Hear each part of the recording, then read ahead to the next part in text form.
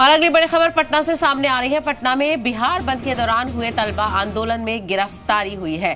तलबा आंदोलन के मामले में तेज प्रताप यादव गिरफ्तार हुए हैं।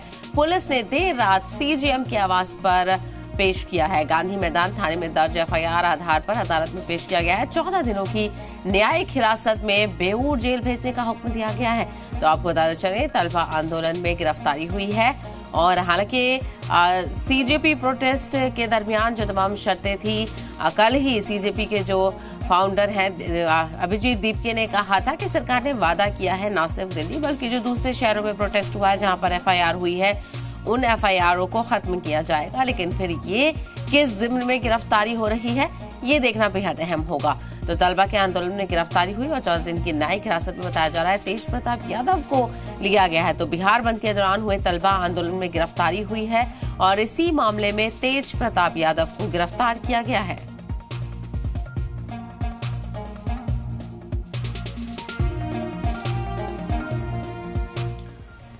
और अगली बड़ी खबर वजीर तालीम के हवाले से बताते चले। प्रधान धर्मेंद्र प्रधान के इस्तीफे के बाद प्रहलाद जोशी को नया वजीर तालीम मुकर्रर किया गया है। वजारत तालीम की इजाफी जिम्मेदारी सौंपी गई है। धर्मेंद्र प्रधान के इस्तीफे के बाद यह ऐलान हुआ है।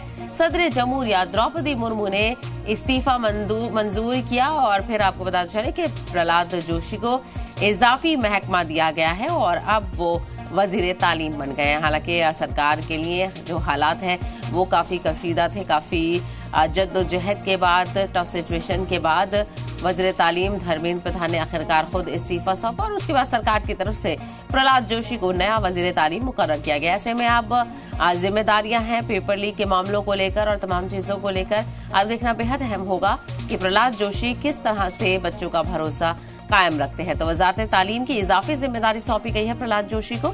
धर्मेंद्र प्रधान के इस्तीफे के बाद यह फैसला हुआ है। सदर जमहूरिया द्रौपदी मुर्मू ने धर्मेंद्र प्रधान का इस्तीफा मंजूर किया और उसके बाद प्रहलाद जोशी को इजाफी महकमा दिया गया है।